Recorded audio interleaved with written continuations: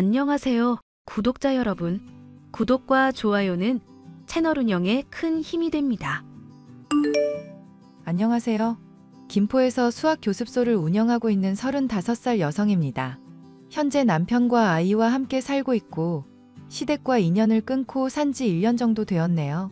막대 먹은 시댁 식구들 인성에 질려 남편과 함께 손절하고 말았습니다. 오늘 여러분께 들려드릴 이야기도 정말 아나무인이라는 말이 제격이었던 시누이와 시어머니 이야기예요. 기혼 여성들이라면 많은 공감이 될 제 이야기 지금 바로 시작하겠습니다. 남편과 저는 동갑내기로 대학교를 졸업하고 강사로 근무하던 학원에서 만나 29살에 결혼했습니다. 자랑은 아니지만 친정이 목동에서 유명한 학원을 운영 중인데 지점만 서울과 경기권에 10개가 넘어요. 부모님도 학교 교사 출신인데 그만두시고 학원을 세우셨고 유명해지면서 친정은 경제적으로 부유해졌습니다.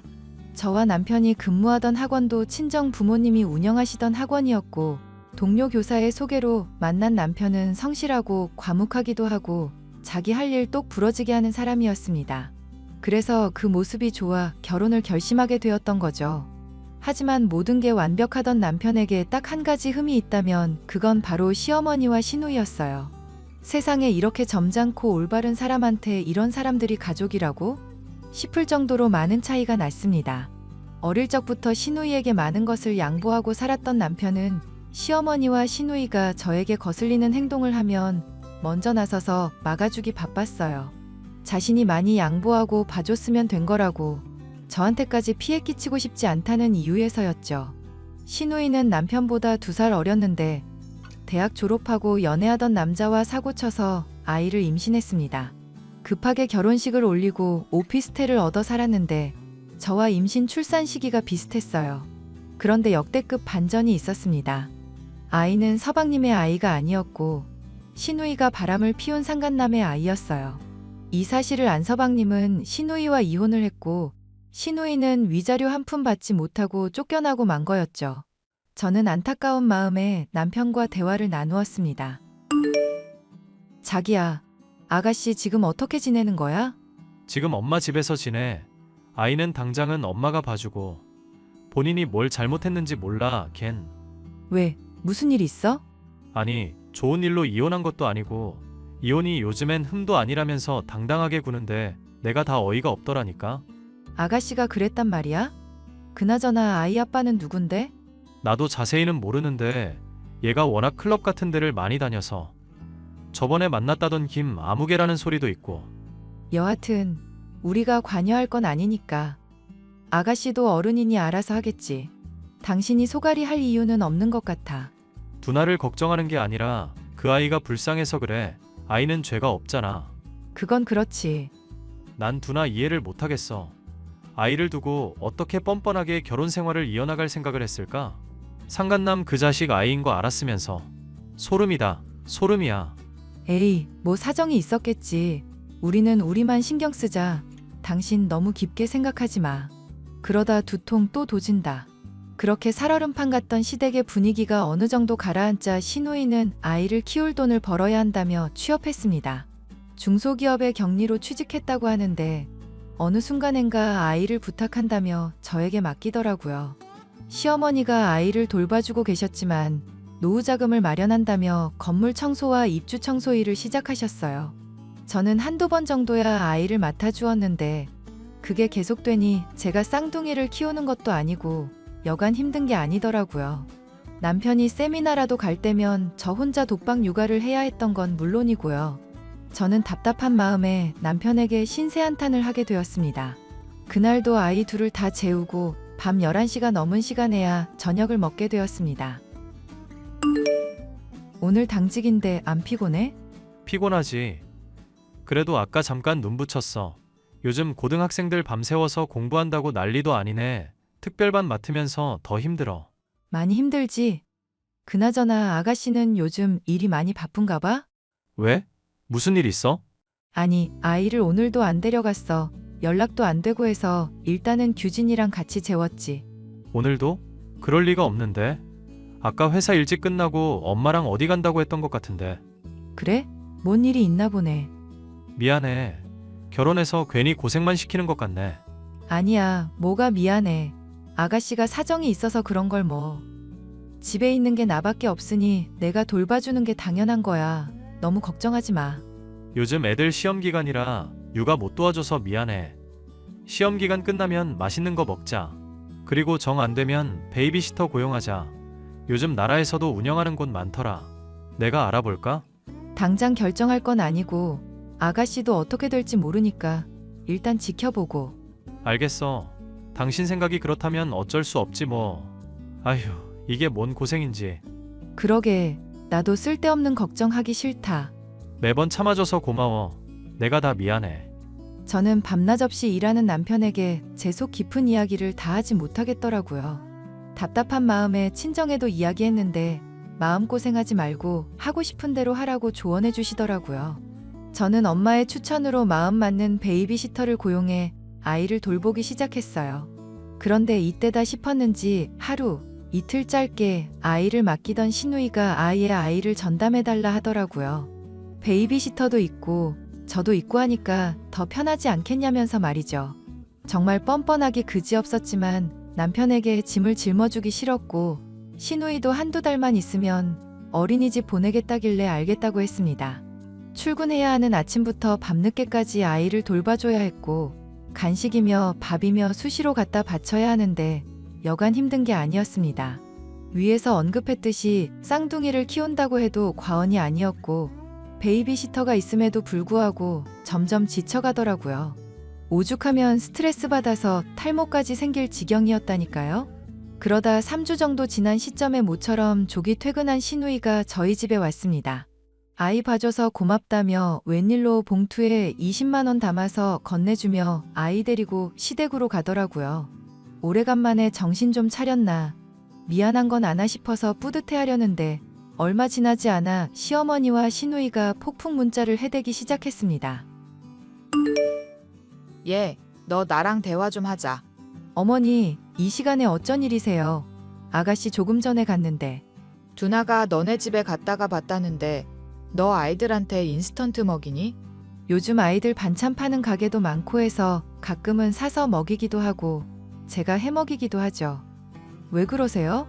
식재료는 어디서 사는데? 근처 식자재 마트나 사거리의 대형마트에서 사죠. 아니면 새벽 배송 오는 거 이용해서 시키기도 하고요.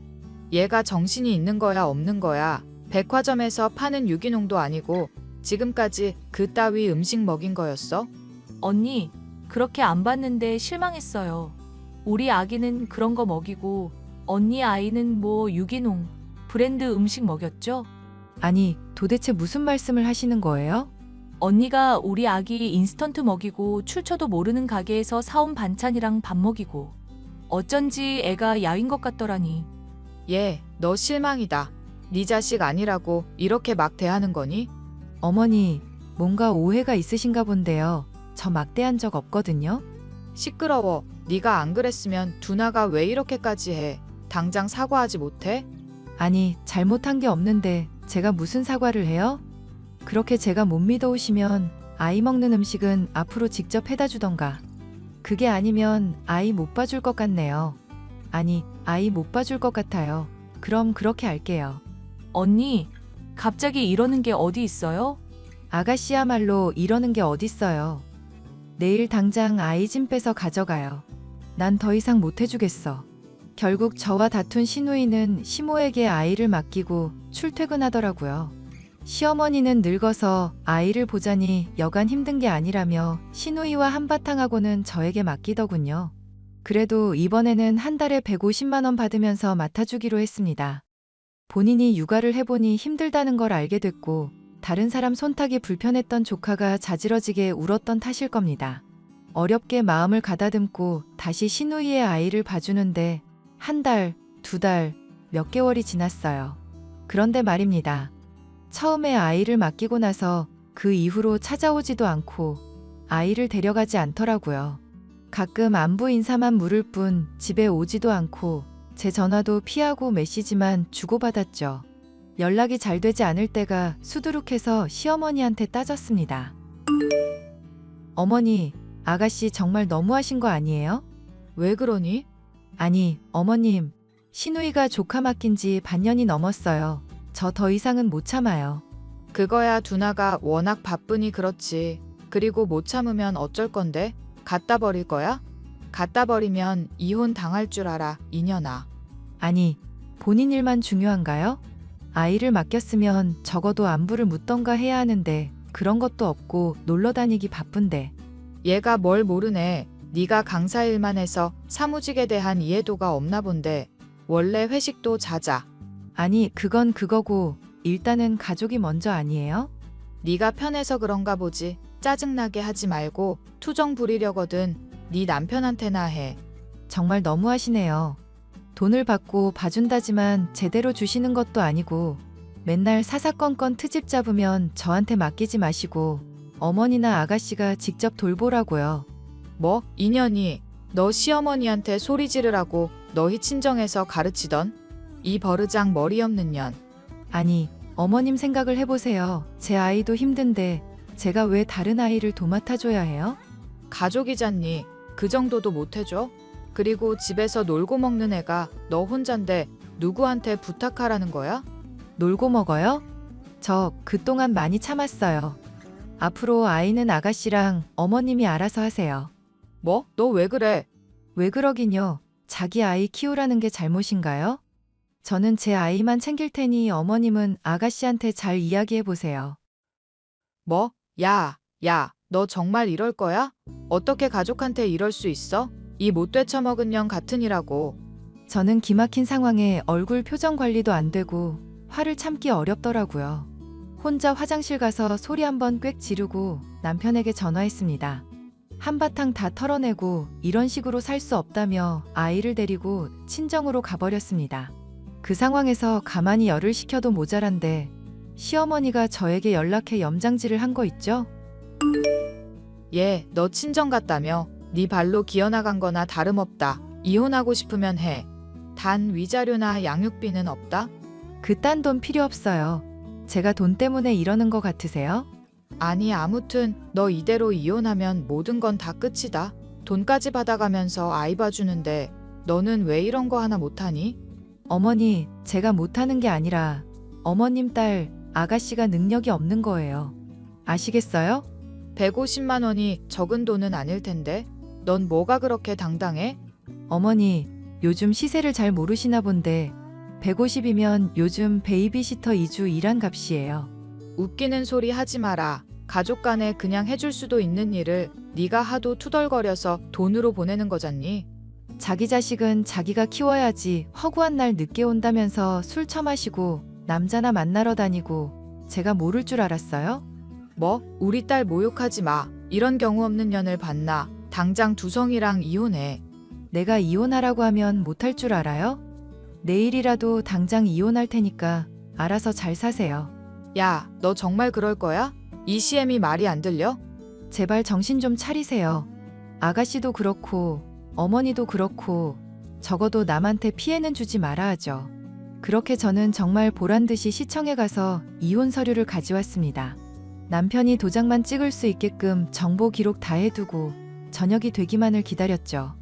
앞으로 살면서 다시는 시누이와 시어머니가 제 근처에 얼씬도 못하게 할 거라며 어찌나 매달리던지요. 각서까지 쓰며 눈물을 흘리는 모습에 아이와 함께 다시 집으로 돌아갈 수밖에 없었습니다. 그렇게 남편은 시누이와 시어머니와 연을 끊어버렸습니다. 하루는 시댁에 갔다 오더니 잔뜩 굳어서 왔길래 무슨 일 있냐고 물었더니 아주 풍비박산을 내고 왔다더군요. 아이는 알아서 키우라고 남편이 단도리하고 왔고요. 엄마한테 아이 맡기고 왔으니까 연락 와서 아이 봐달라고 하면 그냥 깔끔하게 무시해. 내가 채비해놓고 왔으니까 당신한테 부탁을 하진 않을 거야. 과연 연락을 안 할까? 그나저나 당신만 진땀 뺐네. 내 말이 본인들이 생각 있으면 우리한테 더는 뭐라 못할 거야. 당신 정말 괜찮은 거 맞아? 나야 안 보고 살아도 상관없지만 당신은 언젠가 계속 봐야 할 사이잖아. 그래도 내 가족이 더 중요하지. 그렇게 피해나 주면서 사는 사람들 딱 질색이야. 나도 그래. 그래도 마음이 좀 무겁네. 내가 너무한 건가 싶고. 뭐가 너무해. 당신도 너무 순해 빠졌어. 아무리 엄마랑 내 동생이라지만 아닌 건 아닌 거야. 갑자기 아이 보라고 하면 잘 하실 수 있을까? 그것도 걱정인데. 해야지 뭐. 자기 손주인데 돌봐줘야지. 우리는 뭐 육아 고수였나? 우리가 봐줄 필요는 없는 거지. 이미 다 지나간 일이야. 그냥 당신도 잊고 살아. 그리고 우리 다음 달에 전세 계약 만료야. 벌써 그렇게 됐구나. 집 알아봐야 하는데. 김포로 이사 가는 거 어때? 개발도 많이 되고 아이 키우기에도 좋은 환경이고, 그리고 나 학원 그만두고 내가 학원을 차려볼까도 싶고. 그래? 당신 하고 싶은 대로 하자. 그렇게 저희 집 전세 계약이 만료돼서 그 김에 김포로 이사 와버렸습니다. 시누이와 시어머니는 남편에게는 말도 못하면서 저에게 문자나 전화를 끈질기게 해댔습니다. 연락처 차단하고 남편과 저는 휴대폰 번호까지 싹 다 바꿔버렸어요. 그렇게 모든 일이 마무리되고 저도 저만의 일을 하고 싶었습니다. 할 줄 아는 게 아이들한테 수학 가르치는 거라 사업자 등록하고 집에서 공부방을 운영하기로 했어요. 생각보다 동네에서 소문이 나서 제가 가르치는 아이들은 12명에 육박하고 있었죠. 그리고 남편은 김포로 이사 온 뒤 친정의 도움을 받아 새로 수학학원을 개업했습니다. 친정 부모님이 그동안 고생 많았다며 분점 내지 말고 자신만의 학원을 운영해보라며 흔쾌히 학원 자리도 알아봐 주시고 인테리어며 전부 싹 다 해주셨어요. 학구열이 강한 동네라 그런지 학벌 좋은 남편의 이력을 보더니 학생들도 100명 이상 다니게 되었고요. 저희 가족은 지금부터 앞으로 평생 행복하게만 살 겁니다. 더 이상 시누이나 시어머니의 눈치를 보지 않아도 되고 일에 집중할 수 있으니 얼마나 좋은지 모르겠습니다. 하루가 다르게 커가는 아이와 남편과 함께 더 행복한 매일을 만들겠습니다. 시누이는 다니던 직장에서 또 남자 문제를 일으켜 해고되고 말았고 어디 공장에 취직하려고 계속 면접 보러 다닌다네요. 본인도 아이 엄마라 느끼는 게 있는지 일을 쉬지는 않더라고요. 좋은 사람 만나 잘 되었으면 하는 바람도 있지만 시누이의 정신 상태로는 불가능할 것 같네요. 시모도 아이를 돌봐줘야 해서 집에서 부업 같은 걸 시작하셨어요. 조만간 아이는 어린이집에 보낼 것 같고 저희도 뭐 잘 살게 될 것 같네요. 아나무인의 극치였던 사람들에게서 해방되고 이제야 저만의 세상에서 사는 것 같아 기분이 좋습니다. 제 사연은 여기까지고요. 많은 공감이 되셨길 바라봅니다. 안녕하세요, 구독자 여러분. 구독과 좋아요는 채널 운영에 큰 힘이 됩니다. 안녕하세요. 저는 몇 년 전 이혼을 한 30대 여자입니다. 인생을 살아가다 보면 믿을 수 없을 정도로 한심한 사람들을 만나게 될 때가 있는데요. 저 역시도 사랑 때문에 결혼했던 남편이 정말 한심한 사람이었다는 것을 너무 늦게 알게 됐습니다. 결혼을 하기 전에 알았더라면 좋았을 것을 하고 지금도 후회가 되지만 어쩔 수 없는 일이겠죠. 비싼 값을 치르기는 했지만 그래도 교훈을 얻었으니 다행이라 생각하려고요. 여보, 나 35만 원만 붙여주라. 친구들이랑 밥 먹고 술 먹는데 돈이 좀 많이 나왔네? 금가루 뿌린 거 먹었니? 친구 몇 명이랑 먹었길래 그 값이 나와? 그리고 왜 그걸 당신이 계산하는데? 나 공무원 시험 공부한다고 친구들이 돈 없는 거 아니냐? 지훈이 다 죽었다. 이러면서 긁잖아. 남편 기 살려준다고 생각하고 돈 좀 붙여줘. 지금 계산 곧 해야 하는데 나 똥줄 탄다. 안 돼. 당신도 공무원 월급 박봉인 거 뻔히 알잖아. 내가 안정적으로 암만 돈 벌어도 당신이 이러면 이번 달도 가게 지출 초과야. 또 대출 끌어다 써야 한다고. 나도 공무원 조만간에 시험 합격할 거라고. 시험 너만 합격했다고 나 무시하냐? 좋게 좋게 말하니까 이게 남편을 우습게 안 해? 당신 우습게 아는 게 아니라 돈을 좀 아껴 쓰잔 말이잖아. 그게 아니면 집안일이라도 좀 하든가.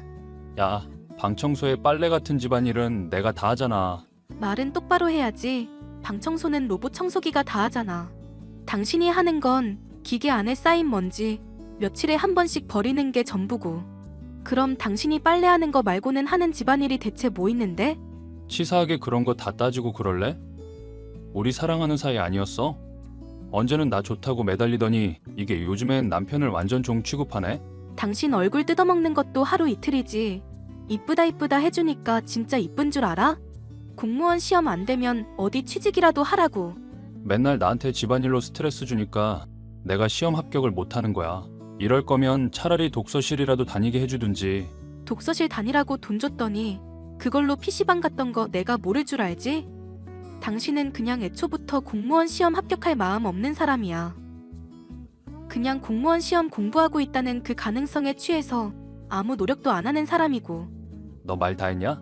아니, 아직 30분은 더 떠들 수 있는데? 그렇게 따지면 난 3시간도 떠들 수 있어. 요약이 안 되는 머리니까 공무원 시험을 아직도 합격 못하고 있지. 너 진짜 말 같지도 않은 소리로 사람 열받게 할래? 얼른 돈이나 붙이라고.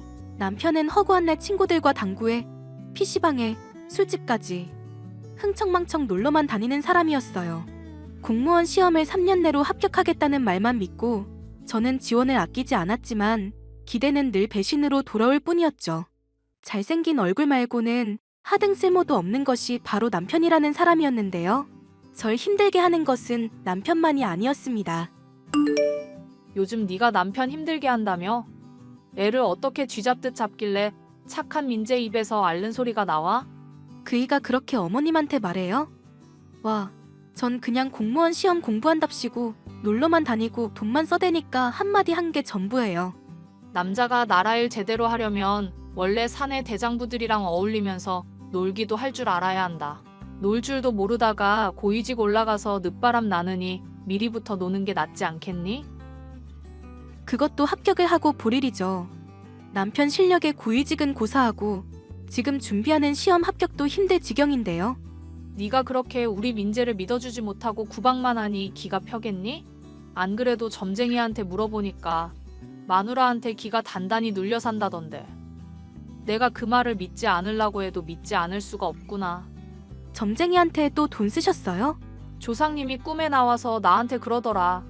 며느리를 집에 잘못 들이는 바람에 대가 끊기게 생겼다고. 남편 기 죽이고 손주도 못 낳는 너 같은 애를 내가 언제까지 용납할 거냐고 묻더라. 그래서 지금 저한테 따지시는 거예요? 민재 씨가 건강하지 못해서 애 못 갖고 있다는 의사소견은 까먹으셨어요?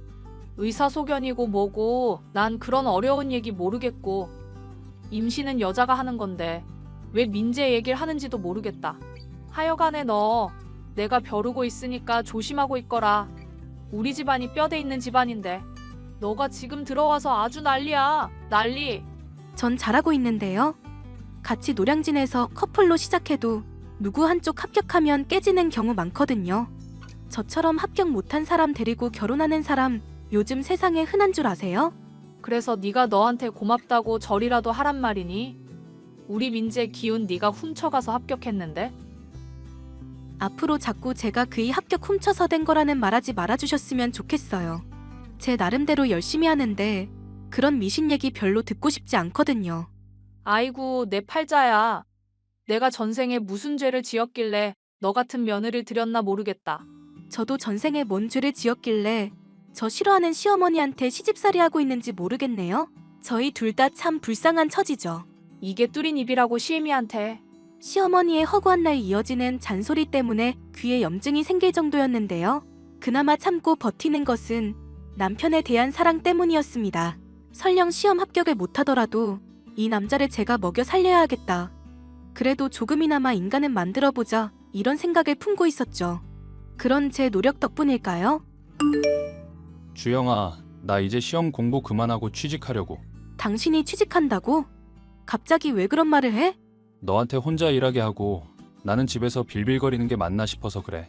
이제까지 많이 미안했고 앞으로는 내가 더 잘할게. 갑자기 이렇게 정신 차리니까 좀 많이 당황스럽다. 좋은 일인데도 왜 걱정이 되나 모르겠어. 내가 원래 한번 말한 건 꼭 지키잖아. 꼭 취직할 거니까 걱정은 안 해도 돼. 대신 내 부탁 하나만 들어줄 수 있어? 부탁 뭐? 조만간 명절 때 부모님 집에 가게 되면 그때 내 체면 좀 살려달라고. 엄마가 나한테 맨날 전화해서 이혼해라. 남자가 왜 아내를 못 휘어잡냐 이러는데 죽을 노릇이야. 그럼 내가 어떻게 하면 되는데? 딱 부모님 집에 며칠 머무는 동안만 내가 좀 부탁하는 거 잘 들어주기만 해줘. 물 이러면 물 갖다 주고 밥 이러면 밥 갖다 주고. 어렵지 않지? 진짜 가지가지한다. 제발. 내 평생의 소원이야. 내가 당신 잘 휘어잡은 것처럼 보여야 엄마 잔소리도 좀 줄어들지. 그래야 나도 스트레스 안 받고 직장 열심히 구하고. 일석이조, 아니 무려 일석삼조라고. 알겠으니까 그날 적당히 선 지켜서 부탁할 거 하고 나 수틀리면 시부모님이고 뭐고 당신 작살내버릴 거니까. 거참 사람 말버릇하고는. 당신한테 힘든 일 없도록 할 테니까 열심히 잘 좀 해주라. 시민한테 봉사하는 공무원 마인드로다가 딱 며칠만. 가망 없는 공무원 시험 공부를 접겠다는 남편의 말은 너무 달가운 마음이었습니다. 하지만 가부장적인 집안에 어울리게끔 철저히 복종하고 길을 세워달라는 말은 달갑지 않았죠. 하지만 어쩌겠습니까? 결국 남편에게 좋은 일은 제게도 좋은 일이라 생각하며 명절 때 열심히 남편의 비위를 맞춰줬습니다. 처음에는 의심을 하던 시부모님이었지만 마지막 날까지 노력하니 믿게 된 눈치더라고요. 순종적으로 남편의 말에 잘 따르는 제 모습에 시부모님이 만족해하는 게 느껴졌습니다. 여보, 나 정말 취직했어. 내가 한다면 하는 사람이라는 거 이제 알겠지? 축하해. 당신도 드디어 사회인이 됐구나. 그런데 회사 이름은? 어디에 취직했는지 알아야 다른 사람한테도 축하받지. 이름 말하기도 좀 그런 게 작은 와인 공장 같은 곳이라 그래. 더 좋은 직장으로 옮길 수도 있으니까 일단은 비밀. 뭐 대수로운 거라고 그런 걸 또 비밀식이나. 회사 생활 익숙해지기 전까지는 함부로 이직 생각하지 말고. 알겠어. 남편은 저와의 약속대로 정말로 취직을 하게 됐는데요. 아무리 와인을 만드는 곳이라고 하지만 수상한 점이 한둘이 아니었습니다. 회사명도 안 알려주고 늘 술에 취해 집에 돌아오는 것이 이상했죠.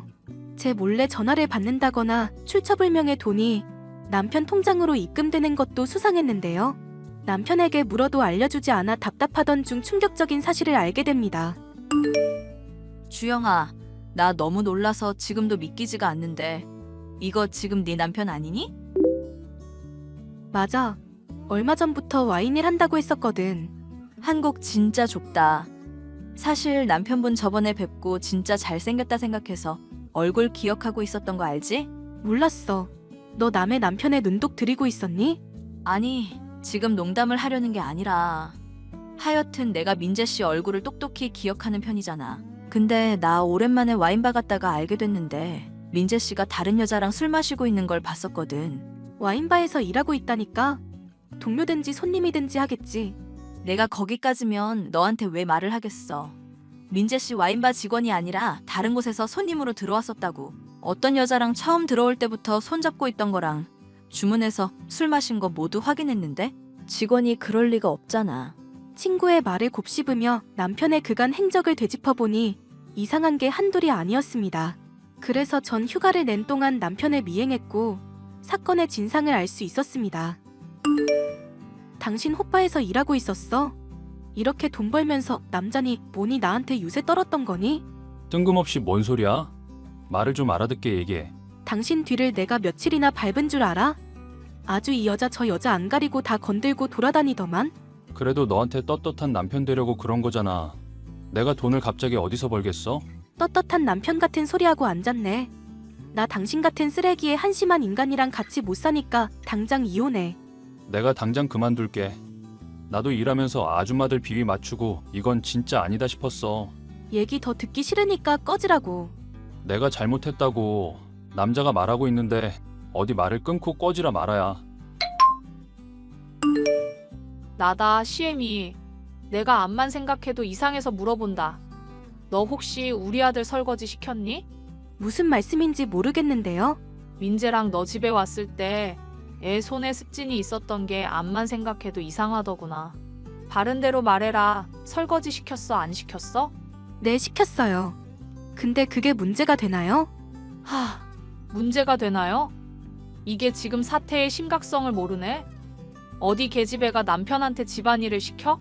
그것도 설거지 같이 천한 일을. 그게 천한 일인지도 모르겠고 시킨다고 뭐 큰일 나는지도 모르겠네요. 얼마 전까지 백수신 세던 남편 집안일이라도 시킨 게 잘못이면 뭐 세상 천지 잘못 아닌 게 또 있겠어요? 며느리 주제에 지금 말대꾸하는 것 좀 봐. 잘못해놓고도 지가 뭘 하고 있는지도 모르지. 당장 우리 집안에서 나가거라. 너 같은 거 필요 없다. 아이고, 감사합니다. 당장 이 빌어먹을 집안에서 나갈게요. 대신 위자료는 좀 듬뿍 받고요. 뭐? 너 그게 무슨 말이니? 이혼하라는 말인데 이해를 제대로 못했니? 아주 제대로 이해했고 당장 그이랑 이혼할게요. 시월드도 짜증날 판인데 여자들한테 몸이나 파는 남편이랑 더 살고 싶진 않네요. 뭐? 민재가 몸을 뭐가 어쩌고 어째? 자세한 건 댁 귀한 아드님한테 물어보시고요. 그동안 덕분에 빌어먹게도 힘들었습니다. 아줌마, 소중한 아들 부둥부둥 키우시는 건 좋은데 저도 집에선 소중한 딸이거든요. 그러니까 제발 앞으로 들어올 며느리한테는 명심하고 잘 좀 대해주세요. 그럴 며느리가 생길지는 모르겠지만 뭐가 어쩌고 어째? 야, 너 어디야? 지금 당장 일로 튀어와. 여자들이랑 놀아나는 걸 취직했다고 절 기만한 남편이며 허구한 날 잔소리에 아들 편만 드는 시어머니까지 환멸을 느끼고 나니 더는 어울려야 할 필요성을 느끼지 못했습니다. 결국 저는 남편과 이혼을 하게 됐고 두둑하게 위자료를 받을 수 있게 됐는데요. 그 뒤로도 남편은 제게 잘못했다면서 술 취한 목소리로 전화를 걸어오고 문자로도 돌아오라 애원을 하고 있어요. 하지만 어림도 없는 일입니다. 잘난 얼굴만 믿고 가부장 끝판왕인 전 남편과 결혼을 하느니 평생 독신으로 사는 게 낫겠다 싶으니까요. 지금까지 저의 파란만장한 결혼 생활에 대해 이야기를 드렸는데요. 사연을 들어주시는 분들의 위안과 격려 부탁드립니다. 끝까지 이야기 들어주셔서 감사합니다. 안녕하세요. 저는 인천 송도에 거주하는 30대 후반 남성입니다. 직업이 파일럿이라 공항에서 살다시피 하다 보니 얼마 전에 근무지와 가까운 이곳으로 이사를 오게 되었습니다. 저는 현재 부모님, 그리고 사랑스러운 딸아이와 함께 살고 있습니다. 여기서 왜 와이프는 없냐 하시는 분들이 계실 텐데요. 다들 짐작하셨다시피 이혼했기 때문에 같이 살지 않습니다. 오늘 여러분께 들려드릴 제 사연이 바로 왜 이혼했는가? 에 대한 이야기예요. 살면서 저에게 이런 일이 생길 줄은 꿈에도 몰랐지만 겪고 나니 정말 남의 일이 아니더군요. 참 많이 슬프고 상처가 된 일이었지만 그저 밝고 건강하게 잘 자라주고 있는 딸아이에게 고마울 따름입니다. 쉽지 않은 결정과 함께 제 인생의 한 획을 그었던 그 사건, 지금 바로 시작하겠습니다. 한용아, 아버지가 이번 벌초에 올 수 있냐고 물어보라던데 너 혹시 비행 가니? 아니요. 요즘 코로나 때문에 해외로 가는 게 많이 줄어서 가능할 거예요. 매번 업체에 맡기시더니 웬일로 이번에는 직접 하신대요? 그러게 꿈꾸신 뒤로는 그러네. 꿈이요? 무슨 꿈을 꾸셨길래 그래요? 아니 너희 할아버지 돌아가신 지도 벌써 20년이 넘었잖니? 근데 생전 꿈에 나오지도 않던 양반이 얼마 전에 자기 꿈에 나와서는 널 안고 크게 호통을 쳤다는 거야. 진짜요? 무슨 그런 꿈을 다 꾸셨지? 그러니까 내 말이 이유도 안 가르쳐주고 호통만 치시더래. 땅이 다 울릴 정도로. 그래서 걱정되셨나 보네. 혹시라도 무슨 일이 있는 건 아닌가 싶었겠는데? 아버지 성격에 가만히 계실 리 없지. 그렇지. 아무래도 좀 걸리나 봐. 너 별다른 문제는 없는 거지? 코로나 때문에 비행이 예전 같진 않지만 그래도 잘릴 걱정은 없어요. 난 아무 문제 없다 이거야. 다행이다. 그럼 저녁엔 뭐 하니? 저 오늘 휴무라 집에 있지요. 왜 맛있는 거 해주게? 응. 말 나온 김에 본가로 건너와라. 너희 아버지 계속 너 얘기하네 와서 저녁도 먹고 이야기 좀 하다가. 오케이. 지금 준비해서 건너갈게요. 저녁 메뉴 뭔데요? 너 좋아하는 오삼 불고기 조심해서 와라. 저는 공무원이신 아버지, 그리고 교사 생활을 하셨던 어머니 밑에서 자랐습니다. 조부모님께 물려받은 재산이 제법 되었고 재산 불리기를 좋아하셨던 부모님 덕분에 부유한 환경에서 자랐어요. 그래서 하고 싶은 공부 원 없이 했고 유학도 다녀와 어릴 적부터 꿈이었던 파일럿이 되었답니다. 아버지는 옛날 분답지 않게 다정다감하고 가정적인 성격이었어요. 당연히 부모님은 금슬이 좋으셨습니다. 덕분에 제 밑으로 동생들이 3명이나 더 있었고 외롭지 않은 유년 시절을 보낼 수 있었습니다. 그 모습을 보고 자란 저는 자연스레 언젠가 저도 아버지 같은 사람이 되고 싶다 꿈꾸고 있었죠. 그렇게 제 나이 30이 되던 해에 우연히 만난 사람과 인연을 맺게 되었습니다.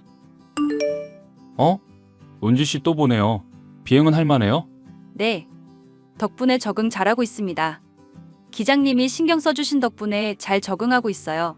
우리 팀에서 과격하거나 별로인 사람들은 없어요. 다들 정말 가족 같고 친구처럼 지내서 분위기가 정말 좋거든요. 진짜 그런 것 같아요. 특히 박 주임님이 언니같이 잘 챙겨주세요. 비행하는 데 있어서 힘든 건 없죠?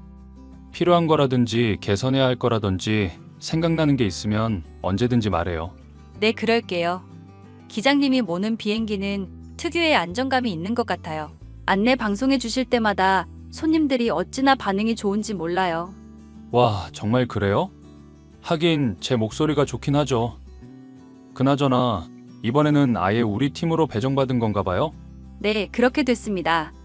지난번엔 실습이었는데 제가 너무 인상 깊었다고 했더니 여기로 배정받았어요. 저는 영광입니다. 아휴, 그런 말 하지 말아요. 은지 씨 같은 인재가 우리 팀에 왔으니 그게 더 영광이죠. 그나저나 기장님, 혹시 오늘 비행 끝나고 한국 복귀하면 휴가라고 하셨는데 계획 있으세요? 아니요. 어디 가거나 그럴 건 아니고 집에서 쉬엄쉬엄 못다한 일도 하고 오랜만에 대청소도 하고 겸사겸사 쉬게요. 왜요? 무슨 일 있어요? 그럼 데이트 하실래요? 실습 때 도와주신 거 감사하기도 하고 따로 커피 한 잔 하고 싶어서요. 뭐 나쁘진 않죠. 그럼 날 한번 잡아봐요. 휴가 기간엔 주로 집에 있거나 친구들 만나고 본가 왔다 갔다 하는 것밖에 없으니까 편한 시간으로 잡아요. 네, 그럼 연락드리겠습니다. 아내는 제가 근무하던 항공사의 새내기 승무원이었습니다. 새내기답지 않게 싹싹하고 윗사람한테도 잘하고 특유의 미소가 예쁜 사람이었죠. 같은 팀으로 배정받아 함께 비행하는 일이 많아지면서 서로에게 호감이 생겼어요. 하지만 조용한 편이었던 저와는 달리 아내는 적극적으로 저에게 호감 표시를 하기 시작했습니다. 아내와 첫 데이트는 동네 호프집에서 치킨과 맥주 한 잔이 시작이었어요. 그걸 계기로 저희는 비주얼 커플로 불릴 만큼 유명한 사내 커플이 되었고 2년 정도 연애하게 되었습니다. 그러다 아내가 결혼 정년기이기도 하고 저도 더는 늦으면 안 될 것 같아 양가 집안에 인사를 드리기로 했습니다. 아이고, 어서 와요. 우리 은지한테는 이야기 많이 들었어요. 어머님, 말씀 편하게 하세요. 아들 같다고 생각하시고 편히 대해주세요. 그럼 그럴까? 그나저나 우리 사위는 듣던 것보다 인물도 훤칠하고 키도 크고 좋네. 우리 은지가 한눈에 뿅 갈만했어. 엄마, 무슨 그런 말을 해. 내가 언제 한눈에 뿅 갔다고 그래? 참, 없는 말도 잘 지어내고. 어머, 계집애야. 둘이 결혼한다면서 아직도 그런 게 부끄러워? 원래 이럴 때일수록 더 마음 표현하고 그러는 거야. 그렇죠. 어머니, 그나저나 다시 한번 정식으로 인사드리겠습니다. 은지랑 교제 중인 김한용이라고 합니다. 결혼 허락받으러 왔어요. 무슨 그런 인사를 해. 요즘 사람들 말로 상견례 프리 패스상이구먼. 파일럿에다가 집안에 돈도 많다며? 엄마, 말 좀 가려서 해. 누가 보면 내가 돈 노리고 결혼하는 줄 알아. 면전에 대고 어떻게 그런 말을 해. 아니 이거사 말도 못하니? 그럼 돈 많은 걸 많다고 하지 뭐라고 해? 김서방, 내가 이렇게 직설적이야. 옛날 사람이라 조금 그렇네. 이해합니다. 역시 우리 딸이 사람 보는 눈은 있어. 그나저나 자네 결혼 허락 받겠다고 왔으니 내가 딸 자식 시집 보내는 입장에서 단도직입적으로 묻겠네. 결혼할 여건은 마련해 둔 건가? 예를 들면 결혼 자금이라던가 집이라던가 하는 문제 말이야. 네, 물론이죠. 얼마 전에 청약받은 아파트도 가지고 있어서 결혼하는 데 있어서 문제는 없습니다. 걱정하지 않으셔도 됩니다. 그럼 부모님은 뭐 하시는 분들인가? 우리 딸 시집살이 시키거나 그러실 건 아니지? 내가 얼마나 귀하게 키웠는데 시집 가서 힘들다는 소리 하면서 살면 내 마음이 참 속상할 것 같아서 말이지. 엄마, 내가 한두 살 먹은 어린애도 아니고 결혼하면 어련히 알아서 잘하지. 얘는 당연히 궁금하니까 물어보지. 너도 내 나이 돼봐라. 그래, 자기야. 어머님이 걱정이 많으실 수밖에 없지. 결혼하면 내가 잘해줄게. 아무튼 어머님, 돈 문제는 걱정하지 않으셔도 됩니다. 벌어둔 돈도 충분하고 설마 제 식구 하나 못 먹여 살리겠습니까? 그러니 믿고 맡겨주세요. 이렇게 든든할 수가. 사돈 되실 분들도 우리 은지 좋아해 주셔야 할 텐데. 저희 부모님은 제가 좋다면 다 지지해 주시는 분들입니다. 자식의 행복이 최우선이라고 생각하시는 분들이라. 그럼 인사는 언제쯤 드리러 갈 생각이야? 아마 빠르면 돌아오는 주말이나 금요일 저녁에 함께 식사하지 싶습니다. 그렇구나. 아무쪼록 우리 은지 잘 부탁하네. 네, 저야말로 잘 부탁드립니다. 저희 부부는 양가 부모님께 결혼 허락을 받았습니다. 분위기가 상당히 좋았고 화기애애했어요. 그렇게 상견례 날도 잡고 결혼 준비에 한 발짝 앞서 나가게 되었습니다. 새로운 인생을 시작한다고 하니 무지 떨리고 설레더군요. 제가 한 가정의 가장이 되어 잘 해낼 수 있을지 걱정도 앞섰고요. 시간이 흘러 상견례 당일이 되었습니다. 서로 긴장되는 마음으로 이리저리 눈치를 살피기 바빴습니다. 그런데 상견례 자리에서 장모님이 이상하다 싶을 정도로 돈과 아이 문제에 집착하시기 시작했습니다. 그때는 그냥 걱정되는 게 많으셔서 그러신가 보다 했죠. 안녕하세요. 이렇게 뵙네요. 전 한용이 엄마입니다. 어머, 안녕하세요. 안사돈 처음 뵀는데 몇 번 본 사람 같네. 너무 익숙하다. 그러세요? 아무래도 우리가 가족들 인연인가 봅니다. 그래서 남다른 느낌이 드나 봐요. 그러게 말입니다. 아무튼 오시느라 고생 많으셨어요. 바로 본론으로 들어갈까요? 네, 편하신 대로 하시죠. 저희 쪽에서 먼저 말씀드릴까요? 제가 먼저 말할게요. 우리 김서방한테도 미리 말했던 거지만 없이 결혼하는 건 좀 아니다 생각하는 주의라서요. 혹시 아이들 신혼집은 어떻게 하실 생각인지 여쭤보고 싶어요. 김서방 말로는 청약받은 아파트가 있다던데. 네, 맞아요. 근데 애들 직장이랑 거리가 좀 멀어서 생각 중이에요. 제가 봐둔 아파트가 있는데 그쪽으로 준비하시면 어떨까요? 제가 딸아이 혼자 키워온 입장이라 여유가 많지는 않지만요. 장모님 그런 걱정을 하지 마세요. 요즘 신혼부부 대출 잘 나오니까 적당히 대출 받고 모아둔 돈 보태면 될 것 같아요. 세상에 대출을 받자고? 1,2천도 아니고 몇 억 할 텐데. 난 우리 딸 시작부터 빚잔치 하는 거 싫습니다. 혹시 여건 되는 쪽에서 집 마련하는 건 어떨까요?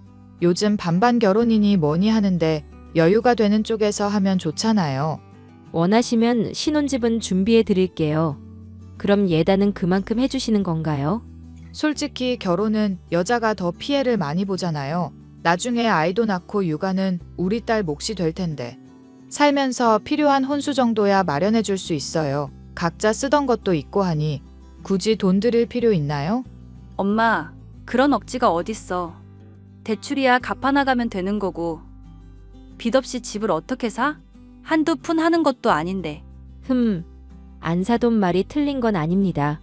같은 여자 입장에서 보면 육아가 비중을 더 차지하는 건 맞으니까요. 저도 새아가처럼 귀한 사람 며느리로 맞을 수 있어서 좋습니다.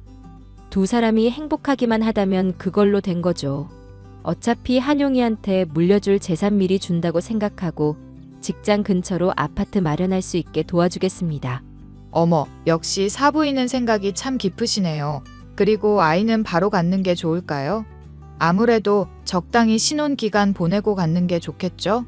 엄마, 제발. 그건 우리가 알아서 할 문제잖아요. 어머님, 죄송합니다.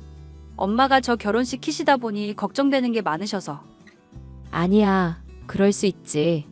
그 부분은 너희들이 알아서 하렴. 우리 집은 너도 알다시피 뭘 따지거나 하는 집안은 아니야. 너희가 딩크족으로 살겠다고 하면 그렇게 해도 돼. 요즘 경기도 어렵고 아이 키우는데 정말 힘들다더라. 네, 감사합니다. 저희 정말 예쁘게 살게요. 한용아, 너 이 결혼 꼭 해야겠니? 왜요? 오늘 상견례를 하면서 사돈 되실 분 살펴보니까 느낌이 그다지 좋지는 않아서 말이다. 돈돈 거리는 거 하며 들어보니 막상 자식 결혼시킬 준비는 안 된 것 같던데. 혹시 결혼하면 생활비 보태주고 그래야 하니? 에이, 엄마, 그 정도는 아니야. 어머님도 일 다니시는 거로 알아. 평일에는 아는 분이랑 같이 부동산 근무하시고 주말에 가끔 식당에서 일하셔. 그러니 이 엄마는 아무래도 좀 찝찝한 구석이 있어서 말이야. 도대체 뭐가? 너도 그 자리에서 하는 이야기 다 들었잖니? 그래, 옛날 마인드로 집은 남자가 살림은 여자가 한다 쳐. 근데 시대가 어느 땐데 대놓고 집을 우누네? 그러면서 자기들은 돈 없다고 막무가내고. 엄마, 사람마다 생각하기 나름인 거지 뭐. 지난번에 지나가는 이야기로 장모님은 저축이나 이런 거에 흥미가 별로 없으시대. 사람마다 마인드가 다르니. 그건 그렇지. 그래도 한 번쯤은 다시 생각해 보렴. 엄마는 이 결혼 솔직히 마음에 안 든다. 기우는 결혼은 하는 게 아니라더구나. 그리고 너희 부부가 알아서 할 일도 나서려는 거 보면 살면서 참 골치 아픈 일 많을 것 같아. 이건 잔소리가 아니라 인생을 좀 더 살아본 선배로서 이야기하는 거다. 아무렴요. 엄마, 그래도 나 한 번만 믿어주면 안 될까? 내가 선택한 거고 후회해도 내가 하는 거잖아. 정말 이 결혼을 하고 싶니? 네, 그러니 믿고 맡겨주세요. 속 썩이는 일은 절대 없을 거예요. 그래, 네 마음이 그렇다면 내가 무슨 수로 반대를 하겠니? 대신 잘 살펴보고 신중하게 결정해서 해. 알겠어요. 너무 걱정하지 마. 상견례 후 엄마는 장모님이 참 많이 신경 쓰인다며 노심초사하시는 모습을 보이셨습니다. 혹시나 해 신혼집을 구매하면서 명의는 제 명의로 구매했어요. 그 뒤로는 약속이라도 한 듯이 속전속결로 결혼 준비를 진행해 나갔습니다. 가구며 식기류며 정말 하나부터 열까지 모든 걸 다 준비해야 하니 기쁘긴 한데 정말 힘들더라고요. 취향을 맞추는 것도 문제인데 그래도 의견 충돌 없이 무난히 모든 준비를 잘 끝마칠 수 있었습니다. 직장 동료들에게 청첩장도 돌리고 주변에도 인사를 드리니 저희는 천생연분이라며 많은 축하를 받았죠. 자기야, 오늘 우리 신혼집 계약했어. 우와, 정말? 지난번에 말했던 그 푸르지오 아파트 맞지? 평수가 엄청나게 큰 건 아니지만 그래도 28평형이면 나중에 아이 태어났을 때도 적당히 살만한 것 같아. 구조가 상당히 잘 빠졌더라고. 가구 배송 예약해도 될 것 같아. 받은 건 있으니까.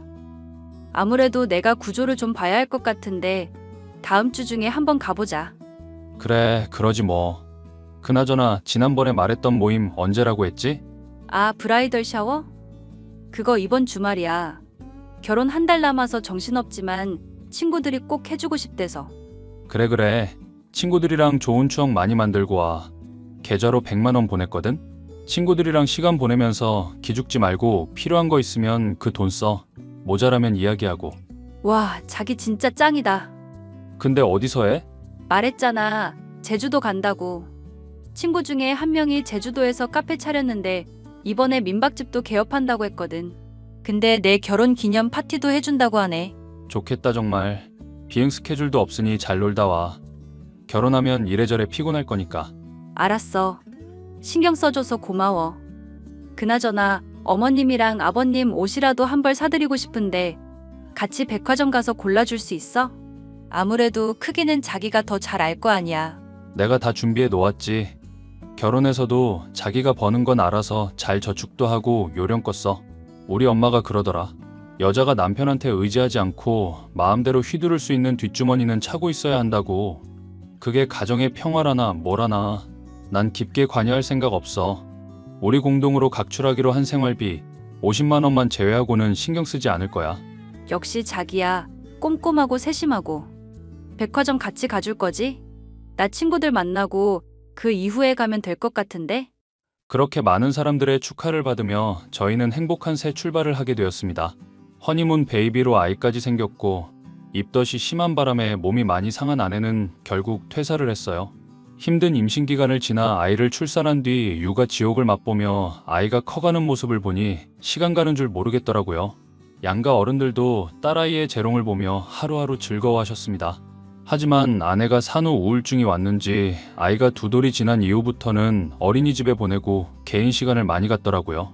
집안일이나 귀찮은 일은 점점 저에게 맡기는 일이 잦아졌고 친구들과 모임을 한다거나 여행도 다녀오고 아주 활발히 활동했습니다.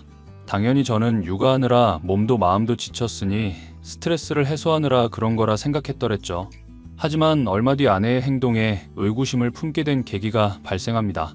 중학생 시절부터 지금까지 하루가 멀다고 연락을 주고받던 절친이 느닷없이 술 한잔하자며 연락을 해온 겁니다. 한용아, 나 민재다. 결혼식 뒤풀이 이후로 못 만났네? 너 시간 되면 지금 나올 수 있냐? 와이프도 친구들이랑 여행 갔고 어차피 나 혼자라 나가는 건 문제 없지. 근데 너 목소리가 왜 그래? 무슨 일 있냐? 자세한 이야기는 만나서 해줄게. 내가 어디 쪽팔려서 이야기도 못하겠고 네 생각밖에 안 나더라. 내가 너희 동네로 가면 15분 정도 걸리거든? 지금 당장 만나자. 그래, 와서 연락해. 내가 문자로 술집 주소 찍어 놓을게. 민재야, 무슨 일이야? 너 얼굴에 대놓고 근심 걱정 가득하다고 쓰여 있어. 나 오늘 결혼 2주년이다. 임마, 이런 날에 재수 씨랑 같이 있어야지. 나랑 시간 보내면 되냐? 나도 그러려고 했지. 2주년 기념으로 여행 가려고 장모님한테 유나까지 맡겨두고 호텔이며 식당까지 다 예약했는데 이혼하려고. 잠시만, 너 지금 이혼이라고 했어? 왜 그러는 건데? 유나도 내 자식이 아니란다. 어떻게 이런 일이 있을 수 있어? 그건 또 무슨 소리야? 유나도 네 자식이 아니라니? 그런 말 함부로 하는 거 아닌데. 너 증거 있어? 야, 내가 유전자 검사 결과지 받아보는데 손이 다 떨리더라. 글쎄 유진이가 산후 우울증이다 뭐다 해서 놀러 나간다고 친구들 만난다고 할 때마다 풀어줬거든? 육아하면서 스트레스 받는 건 사실이니까 어떻게든 해소해야 하니까 배려했단 말이지. 근데 그 시간에 남자. 그니까 유나 친부를 만난 거더라고. 헐, 그게 정말이야? 이거 무슨 막장 드라마도 아니고. 더 웃긴 건 뭔지 알아? 유진이 걔 그 사실 알면서도 나랑 결혼한 거야. 그래서 내가 이혼한다고 하는 거라고. 장모님한테 이야기하니까 반응이 진짜 웃겼어. 뭔가 벌써 그걸 눈치챘나? 하는 느낌인 거 있지? 와, 진짜 너무한다. 나 촉 좋은 거 알지? 재수 씨가 그럴 일은 없겠지만 이런 경우가 전혀 없지는 않다더라. 재수 씨랑 유진이랑 대학 동문이기도 하니까 곧 소식 들을 수도 있어. 나 그냥은 안 넘어갈 거거든. 야, 어쩌게? 뭘 어째? 동창놈이랑 짜고 나 갖고 논 건데 나도 제대로 복수해줘야지. 그 연놈들 직장에 다 뿌릴 거야. 쪽팔린 거? 그거 한순간이야. 나 한 번 한다고 결심하면 하는 거 알지? 그래도 적당히 해라. 고소당하면 어떡해? 고소해 볼 테면 해보라지? 이혼 안 가고 소송으로 갈 거야. 상간남 소송도 물론 할 거고. 아휴, 정말 사랑과 전쟁도 아니고 도대체 이게 무슨 일이람. 아무튼 넌 행복한 결혼 생활 하길 바란다. 내가 인터넷 찾아보니까 이런 경우가 워낙 많아서 다들 모르게 한 번씩 유전자 검사해 본다더라. 에이, 그래도 같이 산 정이 있지. 그 사실 알면 엄청 배신감 들 것 같은데? 같은데? 그거야 한순간이지. 평생 모르고 바보처럼 사는 것보단 안심하고 사는 게 낫지 않아? 어휴. 아무튼 참 심란하다. 저는 친구의 말을 듣고 참 복잡한 생각이 들었습니다. 그런 생각을 한다는 것 자체가 안 될 일이기에 그냥 넘어가려 했어요. 하지만 눈물까지 흘리며 신세 한탄을 하는 친구의 모습에 왠지 가슴이 답답한 느낌이 들더라고요. 그러던 어느 날 제가 새벽 비행을 마치고 집에서 아이와 함께 잠을 자고 있을 때였습니다. 밤늦은 시간 아내가 거실 베란다에서 누군가와 통화를 하고 있는 게 아니겠어요? 그 통화 소리를 듣는데 점점 제 온몸이 떨리고 아무 생각이 들지 않더라고요. 웬 남자와 통화를 하는 듯 했는데 딸아이 이야기를 하며 심각하기도 했다가 이혼 이야기를 하더라고요. 남자가 이혼하고 자기랑 같이 살자고 이야기하고 아내는 아직은 시기가 아니라며 말리는 상황이었습니다. 저는 이대로 있으면 안 되겠다 싶어 가까이 가서 모든 통화 내용을 녹음하기 시작했습니다. 잠자는 척 밤을 지새웠고 날이 밝자마자 사람을 시켜 아내의 뒷조사를 하기 시작했어요. 며칠 뒤 조사 결과는 정말 충격적이었습니다. 아내가 다른 남자와 바람을 피우고 있었고 이미 오래된 사이로 보인다는 겁니다. 기막힌 사실에 사진과 동영상까지 받아보는데 둘이 모텔, 호텔, 술집 안 간 곳이 없더라고요. 심지어 결혼 전부터 만나온 건지 처녀 파티를 한답시고 갔던 제주도도 그 남자와 갔던 사실이 드러났어요. 혹시나 해 딸아이와 제 유전자 검사도 의뢰했는데 딸이 제 친자가 아니었습니다. 엄청난 소식에 저는 한동안 말을 잇지 못하고 그저 멍한 상태로 있었습니다. 아마 며칠 내내 술만 퍼부었던 것 같아요. 당신 지금 어디서 뭐 하는 거야? 아기 아파서 응급실 왔다고 문자 보냈는데 전화도 안 받고 도대체 어디서 뭐 하는 거야? 나 친구네 집에서 술 한잔 했어. 연락도 안 왔구먼. 무슨 연락을 했다고 그래? 지금 술 마셨다고? 내가 당분간 술은 자제하라고 했잖아. 자꾸 이딴 식으로 하면 이혼이야. 이혼. 그래, 당신 말 참 잘했다. 우리 이혼하자. 나 더는 당신이랑 못 살겠어. 뭐라고? 지금 제정신이야? 술에 취해서 맛이 갔네. 갔어. 여기 대학병원 응급실이야. 당신 술 마셔서 못 들어오니까 이따 집에 가서 봐. 내가 술에 취했든 안 취했든 당신이 상관할 바 아니야. 뭐라고? 어쩜 그렇게 뻔뻔해? 네 새끼가 아프다고. 갑자기 열도 나고 애가 처져서 데려왔는데 어쩜 그렇게 한량처럼 있냐? 너 제정신 아니네? 나 술 딱 한 잔 했다. 그리고 걔 애가 내 애도 아닌데 왜 가야 해? 뭐? 라고 했어? 지금? 나랑 정말 해보자는 거야? 그래, 어디 한번 갈 때까지 가보자고. 이혼하든가, 어? 그냥 이혼하자고. 진짜 왜 그래? 너 내가 모를 줄 알았어? 결혼 전이야. 네가 누굴 만나고 다녔든 상관없어. 하지만 결혼하고 나서는 다르지. 더군다나 애도 있는 유부녀가 다른 남자랑 뒹구는 게 말이 되는 거야? 이게 어떡해. 이거 나 아니야. 누가 나 모함하려고 수쓰는 거야. 내가 어떻게 당신이랑 애길 두고 바람을 피워? 당신, 설마 나 못 믿는 거 아니지? 못 믿겠어. 이미 그쪽에서 너 만나왔던 거 다 시인했고 설아랑 나랑 유전자 검사했는데 친자 관계가 성립할 확률이 없단다? 이건 뭐로 설명할래? 당신 나 몰래 유전자 검사도 했어? 어쩜 나한테 이런 수모를 줄 수 있어? 수모? 너는 내 인생을 망쳐놨는데? 이젠 내가 널 망쳐놓을 차례야. 각오 단단히 하는 게 좋을 거야. 날 박는 대로 이혼소송 진행할 거니까 그렇게 알아. 각자 부모님들한테 이혼 사실 통보하고 조만간 법정에서 보자고? 야! 엄청난 배신감에 휩싸인 저는 물불 안 가리고 온갖 대응을 하기 시작했습니다. 원활하게 이혼이 성립될 것 같지 않아 곧바로 소송을 걸었고 양가 부모님께 모든 사실을 알렸습니다. 처음엔 노발대발하시던 부모님도 딸아이가 불쌍하다며 어떡하면 좋냐고 전전긍긍하셨죠. 그리고 웃긴 건 장모님은 마치 이 사실을 알고 있었다는 듯이 이제 와서 어쩔 거냐? 라는 눈치셨어요. 아내는 빨리 이혼하고 싶은 마음이 있었는지 흔쾌히 도장까지 찍어주더군요. 그러더니 위자료 따위도 필요 없다며 편지 하나 달랑 남겨두고는 아이까지 두고 혼자 어디론가 떠나버렸습니다. 아무것도 모르는 아이가 아빠 하며 달려와서 폭 안기는데 그때야 눈물이 흐르더라고요. 아이에게 미안함과 더불어 못할 짓을 해버린 것 같아 참 마음이 쓰렸습니다. 부모님은 아이가 무슨 죄가 있겠냐며 이왕 이렇게 된 거 아이를 위해 애써 참자며 절 달래주셨죠. 그렇게 폭풍 같던 시간이 흐르고 바로 얼마 전이었습니다. 친구 녀석이 제 와이프 아니냐며 인터넷을 보여주는데 아내가 인터넷 방송으로 물건 같은 걸 공동구매를 하더라고요.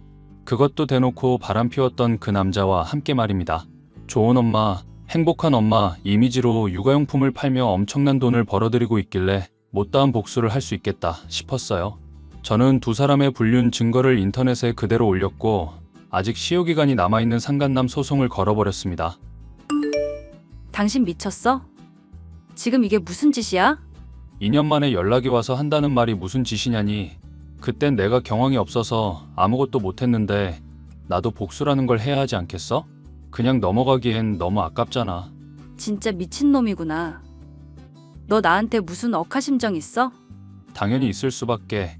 나는 하루하루 피 말라갔다 겨우 회복됐는데 너는 이미지 세탁해서 잘 먹고 잘 살려고 용을 쓰더라? 나름 유명하던데 이번 일로 타격 좀 크겠어? 그걸 말이라고 해? 광고 수수료나 위약금도 어마어마한데 이거 다 네가 책임질 거야? 내가 왜 책임을 져야 하는데? 그 잘난 남자한테 네 인생 구제해달라고 해봐. 어차피 둘이 잘 어울리는데 설아는 내가 잘 데리고 있으니까 걱정하지 마. 너 자꾸 그러면 설아 내가 데려온다? 웃기는 소리 하고 있네. 이혼 유책 사유가 너한테 있는데 무슨 애를 데려간다고 난리야? 그리고 설아, 그 남자애 아니지? 그게 무슨 소리야? 와, 떠본 건데 진짜인가 보네. 너 정말 대단한 여자였구나. 당황하는 걸 보니 정말 그 남자 자식도 아닌가 보네. 너 얼마나 문란하게 놀았던 거야? 아니 지금 나랑 말장난하자는 거야? 필요한 말만 해. 아무튼 정리해서 말해줄게. 인터넷에 올린 글 내릴 생각 없어. 그리고 고소해도 좋아. 충분히 커버할 수 있으니까. 그리고 상간남 소송도 취하할 생각 없어. 위자료는 내가 되려 너한테 받아야 했던 거 알지? 양육비도 받아야 하는 입장인 거고. 그거 생각해서 아주 거하게 뜯어내야겠다. 나랑 의견 조율해버렸으면 그 남자랑 찾아와서 무릎 꿇고 빌어. 그리고 더 이상 비밀 따윈 숨겨줄 생각 없거든? 어디 너도 한번 인생 망해봐라. 여보 제발. 누가 네 여보야? 이혼한 지가 언젠데? 아무튼 곧 보자. 그렇게 저는 두 사람을 아주 제대로 물먹여버렸습니다. 이미 인터넷에 퍼질대로 퍼졌고 옴짝달싹 못하는 상황이더라고요. 상간남 소송을 통해 저는 보상금으로 3천만 원을 받았습니다. 그리고 그 두 사람은 내부 분열이 일어났는지 물건을 판매하던 계정도 사라지고 조용해지더라고요. 종종 장모님이었던 그 여자의 엄마가 문자로 엄청난 욕을 해대긴 하지만 속이 참 후련합니다. 사람들이 저를 보면 바보 같다고 해요. 누구의 딸인지도 모를 아이를 친딸처럼 키운다고 말이죠. 하지만 아직 아무것도 모르는 아이에게 험한 세상을 알려주고 싶지 않습니다. 그리고 제가 힘들게 일하고 돌아오면 환하게 웃으며 맞아주는 아이를 거절할 수가 없겠더라고요. 안 보고 살 용기도 없거니와 이미 아이와 헤어질 수 없는 몸이 되어버린 겁니다. 그래서 저는 아이에게만큼은 평생 비밀로 하고 살아가려고 해요. 미련하다 할 수도 있겠지만 제 선택이니 후회하지 않습니다. 물론 아이 엄마와는 접촉을 일체 금지시킬 거예요. 이혼하면서 친권, 양육권 포기각서도 제출했고 저와 별도로 이혼한 뒤에는 그 어떤 참견이나 요구를 하지 않겠다고 직접 각서까지 썼었거든요. 앞으로 살면서 좋은 일만 있으면 좋겠습니다. 서로 더불어 살며 상처 안 주고 행복하게만 살면 얼마나 좋을까요? 그런 세상이 오기만을 바라며 저는 이만 줄이도록 하겠습니다. 그리고 예전에 아버지가 할아버지 꿈을 꾸셨다고 했는데 아마 끔찍히 아끼던 저에게 이런 일이 일어날 줄 알고 미리 화를 내신 게 아닐까 생각도 듭니다. 제 사연 들어주셔서 감사합니다.